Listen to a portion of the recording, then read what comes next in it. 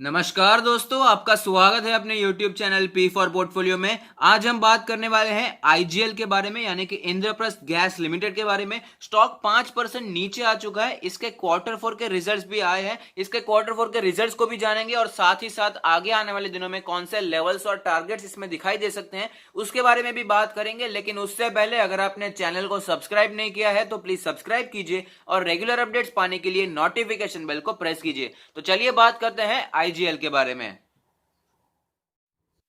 तो आप देख सकते हैं कि आईजीएल एक लार्ज कैप कंपनी है जिसका मार्केट कैप 33,000 करोड़ के आसपास का है। अगर बात करें लास्ट ट्रेडेड प्राइस के बारे में तो वो है 449 रुपीज, जो कि है 5.16% नीचे। अब मैं आपको रिटर्न्स की प्रोफाइल भी दिखाना चाहूंगा। 1 ईयर में हमें 39.62% की पॉजिटिव रिटर्न्स देखने को मिले, जो कि एक बहुत ही अच्छी बात है। अगर बात करें 5 ईयर के बारे में तो 5 ईयर के टाइम होराइजन में मल्टी बैगर स्टॉक रहा है। 494.69% के पॉजिटिव रिटर्न्स हमें यहां पर दिखाई देते हैं। की मैट्रिक्स के बारे में भी जान लेते हैं। तो पी रेशियो जो आता है वो है 26.57 और सेक्टर का जो पी है वो है 12.19। प्राइस टू बुक रेशियो की बात करें तो वो है 7.69 और जो सेक्टर का प्राइस टू बुक है वो है 1.27। डिविडेंड यील्ड यहां पर कुछ नहीं दिखाई दे रहा है क्योंकि काफी समय से डिविडेंड नहीं दिया है, लेकिन इस क्वार्टर रिजल्ट में इसने बोर्ड ने डिविडेंड भी डिक्लेयर किया है। सेक्टर का जो डिविडेंड यील्ड है वो है 4.33%। तो यहां पर हमें पता चलता है कि काफी ज्यादा प्रीमियम वैल्यूएशन पे मिल रहा है। प्राइस टू बुक रेशियो और पी रेशियो दोनों को देखकर हमें यही पता चलता है कि काफी ज्यादा एक्सपेंसिव वैल्यूएशन पे ये नॉर्मली ट्रेड करता है। तो अब चलिए देखते हैं इसके क्वार्टर फोर के रिजल्ट्स कैसे आए हैं। तो अब चलिए देख लेते हैं क्वार्टर फोर रिजल्ट्स कैसे आए हैं आईजीएल के। लेकिन उससे पहले देख लेते हैं कि बोर्ड ने कितना डिविडेंड दिया है। तो आप देख सकते हैं 2.8 पर शेयर का डिविडेंड यहाँ पर डिक्लेयर हुआ है, यानी कि पर शेयर हमें 2.8 रुपीज एज अ डिविडेंड मिलने वाला है, जो कि एक बहुत ही अच्छी बात है। तो अब चलिए देखते हैं इसके क्वार्टर फोर के रिजल्ट्स कैसे आए हैं। तो आप देख सकते हैं कि ये कॉन्सोलिडेटेड फाइनेंशियल रिजल्ट जहां पर जो सारे फिगर्स दिए गए हैं वो है करोड़ इन रुपीस में। तो अब चलिए देखते हैं कितनी टोटल इनकम यहां पर देखने को मिली है। तो जो टोटल इनकम देखने को मिली है वो है 1742 करोड़ की, जो कि थी 1874 करोड़ की पिछले क्वार्टर में। पिछले साल की बात करें यानी कि मार्च 2019 के क्वार्टर के बारे में, तो वहां पर हमें 1739 करोड़ की टोटल इनकम देखने को मिली थी। तो हम कह सकते हैं कि ईयर ऑन ईयर बेसिस पे तो ऑलमोस्ट फ्लैट ही रहा है, लेकिन क्वार्टर ऑन क्वार्टर बेसिस पे यहाँ पर थोड़ी सी गिरावट देखने को मिल रही है। बात करते हैं इसके प्रॉफिट के बारे में। तो जो प्रॉफिट फॉर द पीरियड यानी कि नेट प्रॉफिट निकल कर आ रहा है वो है 290 करोड़ का, जो कि था 297 करोड़ पिछले क्वार्टर में। पिछले साल की बात करें तो वो था 228 करोड़ का।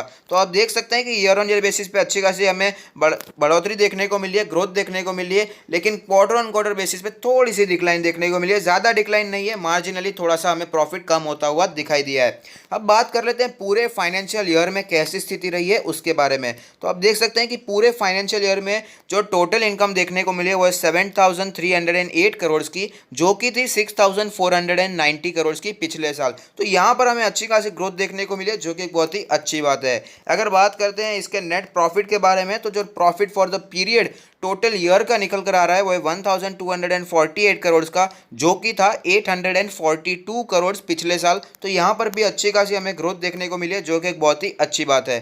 तो अब चलिए बात करते हैं इसके सेल्स के बारे में। सेल्स का जो वॉल्यूम टोटल वॉल्यूम यहाँ पर निकल कर आ रहा है वो है 567 का, जो कि था 564, यानी कि हमें 1% की ग्रोथ देखने को मिली है टोटल वॉल्यूम में। भले ही ज़्यादा ग्रोथ नहीं है, लेकिन ग्रोथ है वो एक इंपॉर्टेंट बात है। अगर आपको इसको डिटेल में देखना है तो आप पॉज करके देख सकते हैं, लेकिन अब हम देखेंगे इसके रेवेन्यू फ्रॉम ऑपरेशंस नेट कितना आता है उसके बारे में। तो जो पहले साल था वो था 1543 करोड़, जो कि बढ़कर 1552 करोड़ हो गया इस साल। तो हमें यहाँ पर 1% की ग्रोथ देखने को मिली है, जो कि एक अच्छी बात है। ग्रोथ मिलना बहुत ही ज़रूरी है। अगर बात करें एबिटा के बारे में तो जो एबिटा यहाँ पर करोड़ में निकल कर आता है वो है 331 करोड़ था, जो कि बढ़कर 377 करोड़ हो गया, यानी कि 14% की हमें ग्रोथ देखने को मिली है, जो कि एक बहुत ही अच्छी बात है, पॉजिटिव बात है शेयर के लिए। अगर बात करें इसके नेट प्रॉफिट के बारे में तो नेट प्रॉफिट भी 12% यहाँ पर बढ़ता हुआ दिखाई दे रहा है। 226 से हो गया है 253 करोड़ का, जो कि एक बहुत ही अच्छी बात है। तो हमने ओवरऑल इसके देखे क्वार्टर फोर के रिजल्ट्स इतने ज़्यादा बुरे नहीं आए थे। तो ऐसी क्या कारण था जिसकी वजह से हमें शेयर में गिरावट देखने को मिली है, उसके बारे में बात करते हैं चार्ट्स पर, और साथ ही साथ देखेंगे कि कौन से लेवल्स और टारगेट्स आगे आने वाले दिनों में हमें दिखाई दे सकते हैं। तो आप देख सकते हैं कि हम लोग चार्ट्स पर आ चुके हैं, जहां पर हमें पता चलता है कि मार्केट क्रैश से पहले ये 530 के आसपास ट्रेड करता था, लेकिन उसके बाद हमें अच्छी खासी गिरावट देखने को मिली थी। 300 के आसपास सपोर्ट लेने के बाद फिर से हमें तेजी से रिकवरी भी देखने को मिली थी और स्टॉक ऑलमोस्ट 500 के आसपास पहुंच चुका था, लेकिन अभी ये नीचे आता हुआ हमें दिखाई दे रहा है। करंट सिचुएशन के बारे में बात करें तो आप देख सकते हैं कि अपने ब्लू लाइन जो कि है 100 डेज का ईएमए, उसके आसपास ये ट्रेड करता हुआ दिखाई दे रहा है। अलग अलग इंडिकेटर्स के बारे में जान लेते हैं। मनी फ्लो इंडेक्स का जो नंबर निकल कर आ रहा है वो है 45.99। आप देख सकते हैं तेजी से यहाँ पर गिरावट देखने को मिली है मनी फ्लो इंडेक्स के नंबर में, जो कि सिर्फ वीकनेस को दर्शाती है। अगर बात करें इसके आरएसआई के नंबर के बारे में, तो आरएसआई का जो नंबर निकल कर आ रहा है वो है 42.36। यहाँ पर भी हमें वीकनेस साफ साफ दिखाई दे रही है। अगर बात करें इसके एमएससीडी के बारे में, तो आप देख सकते हैं कि एमएससीडी ने कुछ दिनों पहले हमें यहाँ पर बियरिश क्रॉसओवर दे दिया था और उसके बाद हमें अच्छी खासी गिरावट देखने को मिली है। अगर बात करें इसके बॉलिंजर बैंड के बारे में, तो बॉलिंजर बैंड के अपर बैंड के आसपास रेजिस्टेंस फेस करने के बाद स्टॉक हमें नीचे आता हुआ दिखाई दे रहा है। अपने लोअर बैंड के आसपास ये ट्रेड कर रहा है। अपर बैंड जो कैलकुलेट होकर आता है वो है 498 रुपीज़ का। अगर मीडियन की बात करें तो वो है 471 रुपीज़ का, और अगर बात करें लोअर बैंड के बारे में तो वो है 444 रुपीज़ का लेवल। अब मैं आपको इसका पिवट पॉइंट्स भी दिखाना चाहूँगा। तो जो पिवट लेवल है वो है 470 रुपीज़ का, जिसको आज ही इसने तोड़ा है 5% की गिरावट के साथ। रेजिस्टेंस की बात करें तो 501 का रेजिस्टेंस यहाँ पर दिखाई दे रहा है। आप देख सकते हैं स्टॉक उसके ऊपर जाने की कोशिश कर रहा था, लेकिन वहाँ पर सस्टेन नहीं हो पाया और फिर से हमें गिरावट देखने को मिली थी। अगर बात करें नीचे सपोर्ट्स के बारे में, तो 441 का सपोर्ट यहाँ पर बनकर आता है, जो कि शॉर्ट टर्म का सपोर्ट हम मान सकते हैं। अगर बात करें और भी नीचे के लेवल्स के, तो 410 का सपोर्ट भी यहाँ पर दिखाई दे रहा है। अब मैं आपको ऑल टाइम चार्ट भी दिखाना चाहूँगा, जहाँ पर एक कैंडल 1 मंथ को रिप्रेजेंट करेगी, जिससे हमें पता चलेगा कि कैसी मूवमेंट ऑल टाइम चार्ट पर बनी हुई है। तो आप देख सकते हैं ऑल टाइम चार्ट में हमें अच्छी खासी मूवमेंट देखने को मिली है। मल्टी बैगर स्टॉक रहा है, मल्टी बैगर रिटर्न्स इसने हमें बनाकर दिए हैं। फिलहाल इसमें थोड़ा सा हमें करेक्शन देखने को मिला था, लेकिन ज़्यादा डीप करेक्शन कभी भी इसमें देखने को नहीं मिलता है। 2019 का जो ईयर था वो इसके लिए काफ़ी अच्छा रहा था, काफ़ी ज़्यादा तेज़ी ऑलरेडी दिखा चुका था। अगर बात करें इसने कहाँ पर सपोर्ट लिया था, तो आप देख सकते हैं जब मार्केट में हमें अच्छी खासी गिरावट देखने को मिली थी, तब इसने 50 मंथ्स के ईएमए के आसपास सपोर्ट लिया था, जो कि था 300 का लेवल। अब बात करते हैं पोजीशंस के बारे में, लेकिन उससे पहले मैं आपको वो रीज़न बताना चाहूँगा कि क्यों हमें स्टॉक में गिरावट देखने को मिली, जबकि Q4 के रिजल्ट इतने ज़्यादा बुरे भी नहीं आए थे। की मैट्रिक्स हमने देखे हैं कि काफ़ी ज़्यादा प्रीमियम वैल्यूएशन पे मिलने वाला स्टॉक है, काफ़ी ज़्यादा एक्सपेंसिव वैल्यूएशन पे मिल रहा है अपने सेक्टर के मुकाबले, और हमने देखा कि 530 के आसपास ट्रेड कर रहा था। काफ़ी ज़्यादा गिरावट देखने को मिली, 300 के आसपास सपोर्ट लेने के बाद ऑलमोस्ट हमें पूरी रिकवरी देखने को मिली थी। अब देख सकते हैं स्टॉक 500 के भी ऊपर निकल चुका था, यानी कि हम कह सकते हैं कि ओवरऑल अच्छी खासी रिकवरी देखने को मिली थी। फुल्ली रिकवर हो ही गया था, ऐसा भी हम कह सकते हैं। तो इसी वजह से जो सारी पॉजिटिव चीज़ें थी, जो सारी अच्छी चीज़ें थी, इसमें सारी फैक्टर्ड इन हो चुकी थी। Q4 के रिजल्ट्स इसको इफेक्ट नहीं कर पाए और यहां पर हमें प्रॉफिट बुकिंग देखने को मिल रही है, इसीलिए स्टॉक नीचे आता हुआ दिखाई दे रहा है।